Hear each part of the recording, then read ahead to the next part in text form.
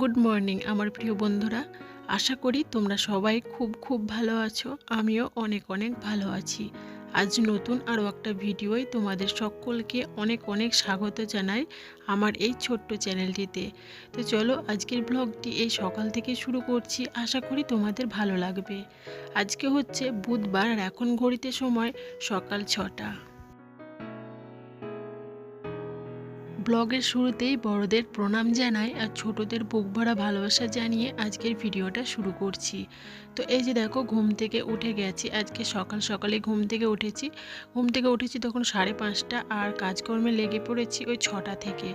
প্রত্যেক দিনের মতোই সকালের এই যে বাসি কাজকর্মে লেগে পড়েছি। আমাদের মতো গৃহবধূদের এই সকালবেলাকার এই বাসি কাজকর্ম তো করতেই হয়, এই ঘর বারান্দা মোছামুছি এইসব কাজ। তো ওদিকে আমি ঘর বারান্দা মুছে ঝাঁট দিয়ে মুছে নিয়েছি। আর এখন এই যে এবার বাসি উনুনটা এই যে পরিষ্কার করে নিচ্ছি। আমাদের বাড়িতে সবই তো ঢালাই, মানে মেঝে ঢালাই, আঙিনাটাও ঢালাই, মাটি বলতেই নেই। কিন্তু এই উনুনশালাটা মাটির, তো প্রত্যেক দিন একটু লাল মাটি দিয়ে এই উনুনটা পরিষ্কার করে নিই। তো আজকেও এই যে পরিষ্কার করে নিলাম। আমি মোছামুছিগুলো করে নিলাম আর আমার শাশুড়ি মা বাসনটা ধুয়ে নিল। তো আমাদের সকালের কাজকর্ম হয়ে গেল। আর জানো তো এখন শীতকাল, আর শীতকালে না সকাল ঘুম থেকে উঠতেও পারে না, একটু লেট হয়ে যাচ্ছে। আর সকালের দিকটায় তো বেশ ঠান্ডা লাগছে, তো ঠান্ডার জন্য কাজও কিন্তু খুব একটা এগোচ্ছে না। তো যাই হোক, ওইদিকে বাসি কাজকর্ম সব হয়ে গেছে। আর এই যে এখন ফ্রেশ হয়ে আবার কলপাড়ে চলে এসেছি, ঠাকুরের বাসন নিয়ে চলে এসেছি। তো বাসনগুলো এই যে পরিষ্কার করে নিচ্ছি। তো আমি ঠাকুরের বাসনগুলো প্রত্যেক দিন একটু পাকা তেঁতুল নিয়ে, এই যে তেঁতুল আর একটু সার্ফ নিয়েছি, দিয়ে পরিষ্কার করছি। আর এই কাঁসার বাসনগুলো যে কোনো টক জাতীয় জিনিস দিয়ে পরিষ্কার করলে বেশি খুব সুন্দরভাবে পরিষ্কার হয়। তো বাসনগুলো আমি খুব সুন্দরভাবে মেজে নিয়েছি। আর এখন এই যে ধুয়ে নিচ্ছি। বাসনগুলো ধুয়ে ফুল তুলবো, তারপরে ঠাকুর পুজো করব। এখনও পর্যন্ত মেয়ে ঘুম থেকে ওঠেনি। তো ও ওঠার আগেই আমি অনেকটা কাজ এগিয়ে নিলাম। ও উঠে গেলে না এই কাজগুলো হতো না, মানে ওকে ফ্রেশ করাতাম, তারপরে ওকে খাওয়াতাম, তারপরে এই কাজগুলো করতাম। তো ও এখনও ঘুম থেকে ওঠেনি। তো দেখো, ঠাকুরের বাসনগুলো পরিষ্কার করে এই যে এখন ছাদে চলে এসেছি। আর এখন ফুল তুলে নেব। আর ওই যে দেখো, রঙ্গন গাছটা কি সুন্দর হয়েছে, মানে গাছটা মাটির সঙ্গে খুব সুন্দরভাবে লেগে গেছে। আর ফুলের উপরে বেশ শিশির পড়েছে, ফুলটা দেখতেও বেশ সুন্দর লাগছে। তো এখন এই যে কয়েকটা তুলসী পাতা তুলে নিচ্ছি, দিয়ে ঠাকুর পুজো করব। ফুলের গাছগুলোতে বেশ শিশির পড়েছে, বেশ ভালোই লাগছে গাছগুলো দেখতে। মনে হচ্ছে যেন সবে মাত্র গাছগুলো স্নান সেরে উঠলো। আমরা যেরকম স্নান সেরে উঠি দিয়ে গায়ে জল থাকে, সেরকম প্রত্যেকটা পাতায় জল রয়েছে। আর দেখতে ভীষণ সুন্দর লাগছে। আর এই যে দেখো, চন্দ্রমল্লিকা গাছটা আর কয়েকদিনের মধ্যেই ফুল ফুটে যাবে, কুড়িগুলো একদম হলুদ হয়ে এসেছে। তো বাইরে চারপাশটা দেখো, এখনো কুয়াশা হয়ে আছে।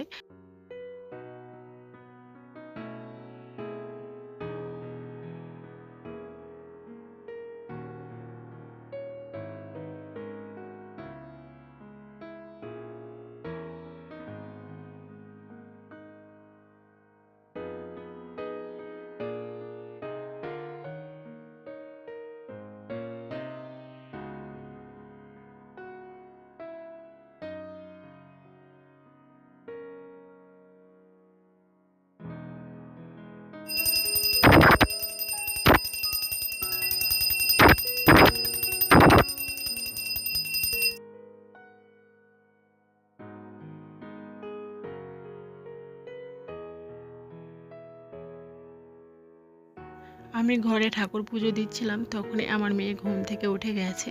তো এই যে দেখো, আমার শাশুড়ি মা ওকে একটা সোয়েটার, মোজা, প্যান্ট সব কিছু পরিয়ে দিয়েছে। তো আমি এখন ওকে ফ্রেশ করিয়ে দেব। তো এখন যাব রান্নাঘরে গিয়ে গরম জল করব। এই যে গরম জল করে নিলাম, আর কিছুটা জল ফ্লাক্সে ভরে নিলাম, আর কিছুটা জল রেখে দেব। সেই গরম জল দিয়ে মামামকে এখন মুখ চোখটা মুছিয়ে দিচ্ছি। তো এই যে মুছিয়ে দিচ্ছি, ও কিছুতেই নেবে না। চোখ ঢাকছে, হাত দিয়ে চোখটা ঢেকে নিচ্ছে, কিছুতেই নেবে না।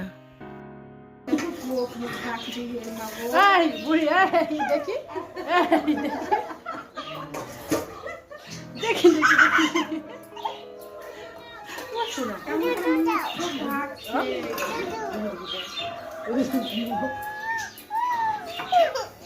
বুঝাবো, চলো চলো বেড়াতে যাবো।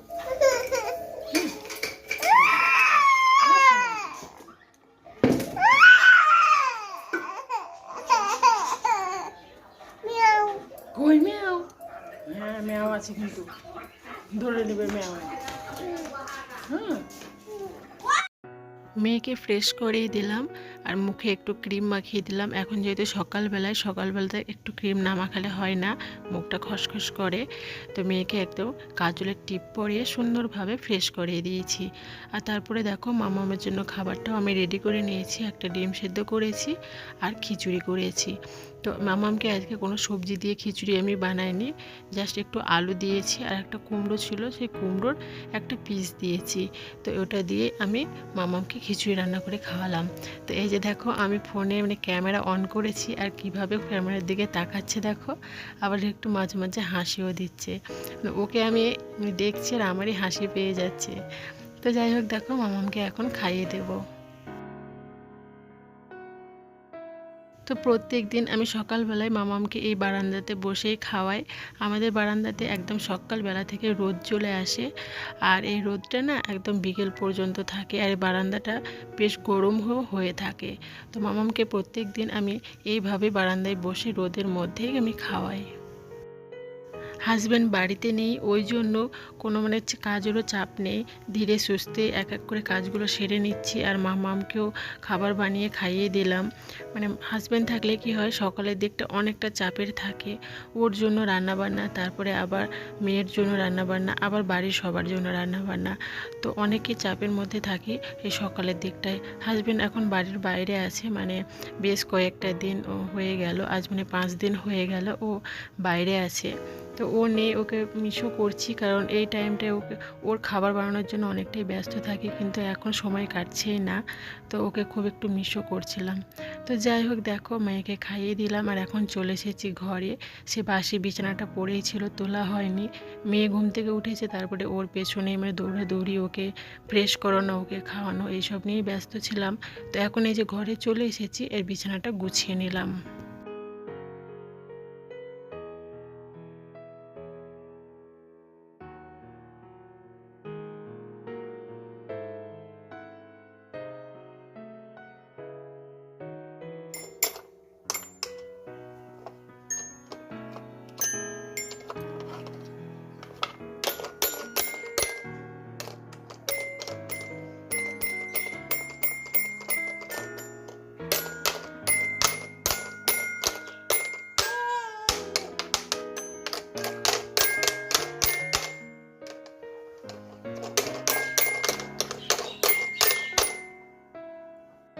মামামকে যখন এই পিয়ানোটা কিনে দিয়েছিলাম, তখন মামাম এই পিয়ানোটা ছাড়া অন্য কোনো খেলনা নিয়ে খেলতো না, এটা নিয়ে খেলতো। তারপরে মাঝে বেশ কয়েক মাস এটা চোখেই দেখেনি, তুলে রেখেছিলাম। তো আজকে এটা বার করে দিলাম, তো এটা নিয়ে মামাম খুব সুন্দর খেলা করছে এখন।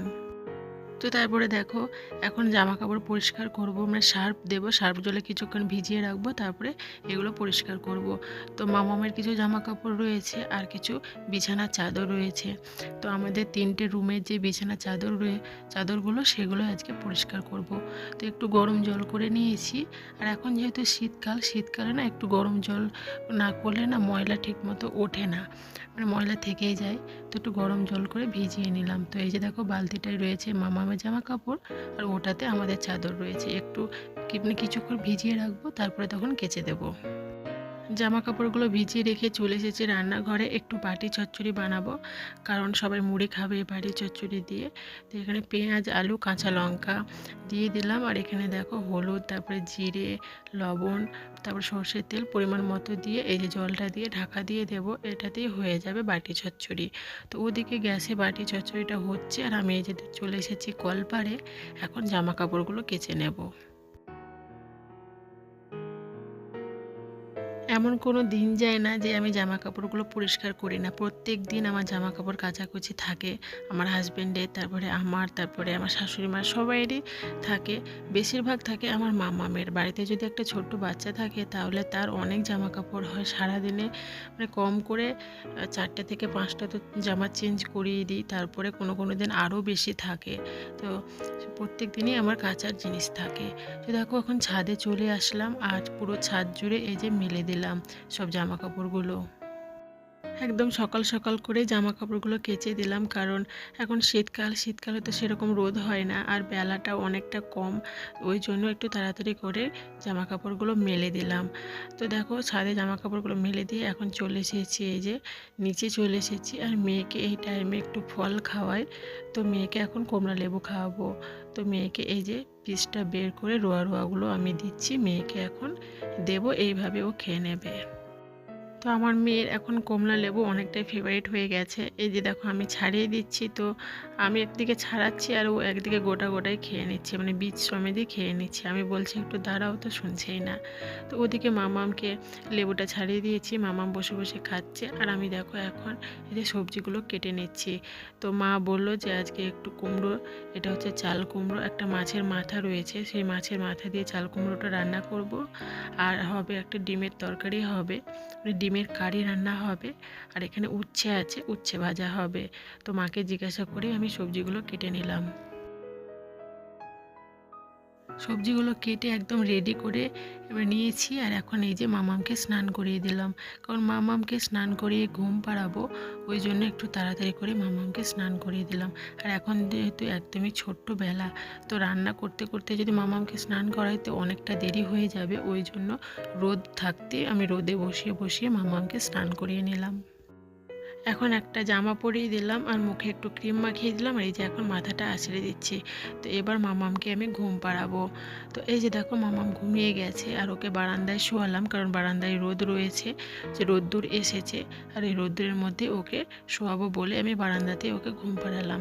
তো একটা ওড়না দিয়ে ওর মুখটা ঢেকে দিচ্ছি, কারণ রোদটা ওর মুখের মধ্যেই পড়ছে, ওই জন্য। আর পুরো শরীরটাতে এই যে দেখো রোদ দিয়েছি, যাতে হালকা হালকা মানে গরম তাপটা পায়, ওই জন্য। তো ওকে এখন ঘুম পাড়িয়ে দিয়েছি, এবার আমি রান্না করব, আর কোনো টেনশন নেই।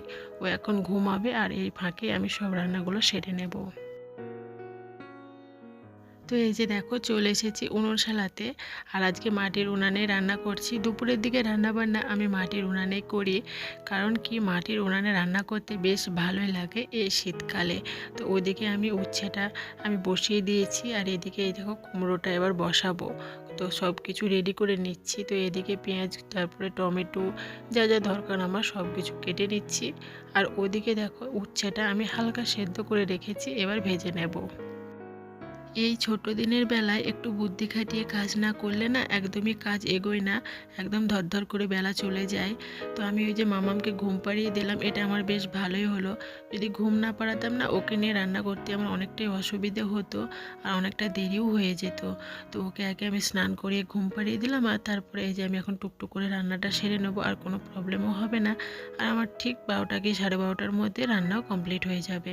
তো এইভাবে একটু বুদ্ধি করে কাজ করি বলেই সংসারটাকে খুব সুন্দরভাবে সাজিয়ে গুছিয়ে নিজের মনের মতো করে সব কিছু করে নিয়েছি। আর কোনো কষ্টও হয় না, সব কাজ আমি এখন নিজে একা হাতেই করতে পারি, আর কোনো অসুবিধেও হয় না।